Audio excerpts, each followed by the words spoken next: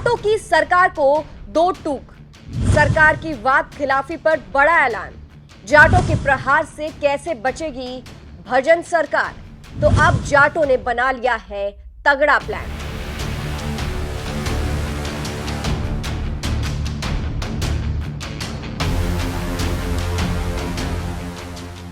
नमस्कार, मैं हूं आपके साथ सृष्टि श्रीवास्तव। राजस्थान सरकार लगातार मुश्किलों में फंसती जा रही है। जहां एक तरफ विधानसभा में विपक्ष सरकार को घेरा जा रहा है, तो वहीं दूसरी तरफ राज्य में भजन लाल का भारी विरोध किया जा रहा है। जोधपुर में किस तरीके से भजन लाल के आगमन से पहले ही उनके वेलकम के लिए लगाए गए पोस्टर बैनर फाड़ दिए गए और वो नगर निगम के अधिकारियों द्वारा किया गया। अधिकारियों ने साफ तौर पर कहा कि ये पोस्टर बिना किसी इजाजत के लगाए गए थे। दूसरी तरफ बीजेपी ऐसे अधिकारियों को सस्पेंड करने की मांग कर रही है। बीजेपी का कहना है कि कांग्रेस कार्यकर्ताओं और अधिकारियों ने मिलकर पोस्टर बैनर हटाए हैं, लेकिन सवाल ये है कि अधिकारी तो अब भजन लाल सरकार के ही अधीन है। तो क्या मान लिया जाए कि अधिकारी बीजेपी सरकार के हैं, लेकिन बातें गहलोत सरकार की मानते हैं? अधिकारियों के साथ साथ अब जाटों ने भी सरकार के खिलाफ मोर्चा खोल दिया है। गांव जयचौली में जाट समाज का महापड़ाव लगातार जारी है। 22 जनवरी को जाट समाज की 11 सदस्य कमेटी सीएम से बातचीत के लिए जयपुर गई थी, लेकिन जाट समाज की कमेटी की सीएम से वार्ता नहीं हुई। इसके बाद नेम सिंह फौजदार ने महापड़ाव स्थल से ऐलान किया कि सभी लोग अपने अपने गांव में तैयार हो जाएं। हम रणनीति के हिसाब से उन्हें कभी भी संदेश पहुंचा सकते हैं। यानी कि सरकार ने एक बार फिर से जाटों के साथ धोखा किया है, वादा खिलाफी की है। नेम सिंह फौजदार आरक्षण संघर्ष समिति के संयोजक हैं। उन्होंने बताया कि आंदोलन कोई भी हो, उसका समाधान वार्ता से होता है। आरक्षण संघर्ष समिति ने हमेशा वार्ता के द्वार खुले रखे हैं। वार्ता का निमंत्रण मिलने के बाद समाज के 11 सदस्यों की कमेटी जयपुर पहुंची थी।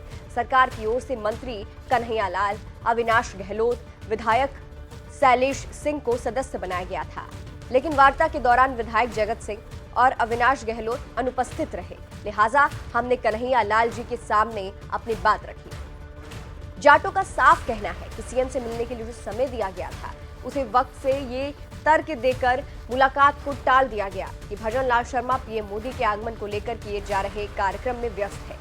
इसके चलते भजन लाल ने जाटों को तवज्जो नहीं दी। संघर्ष समिति का कहना है कि जाट किसी तरह का आंदोलन नहीं चाहते, लेकिन सरकार इस आंदोलन को उग्र करवाना चाहती है। साफ तौर पर समिति ने चेतावनी दी है कि हमारी अंदर खाने पूरी तैयारी है। 22 को भी आंदोलन उग्र होना था, लेकिन सरकार ने बातचीत का झांसा देकर धोखा दिया है। आपको बता दें कि राजस्थान के भरतपुर और धौलपुर के जाट केंद्र में आरक्षण की मांग कर रहे हैं और ये मांग करीब 1998 से चली आ रही है। साल 2013 में केंद्र की मनमोहन सरकार ने भरतपुर धौलपुर जिलों के साथ अन्य 9 राज्यों के जाटों को केंद्र में ओबीसी आरक्षण दिया था, लेकिन 2014 में केंद्र में बीजेपी की सरकार बनी तो सुप्रीम कोर्ट का सहारा लेकर 2015 में भरतपुर धौलपुर के जाटों का केंद्र और राज्य में ओबीसी आरक्षण खत्म कर दिया गया। लंबी लड़ाई लड़ने के बाद 2017 को राज्य में दोनों जिलों के जाटों को ओबीसी में आरक्षण दिया गया, लेकिन केंद्र में नहीं।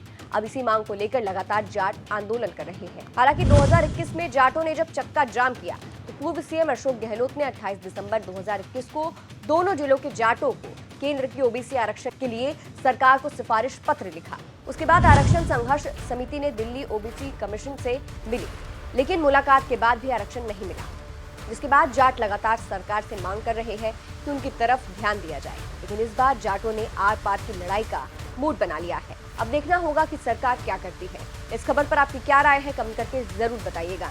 नमस्कार।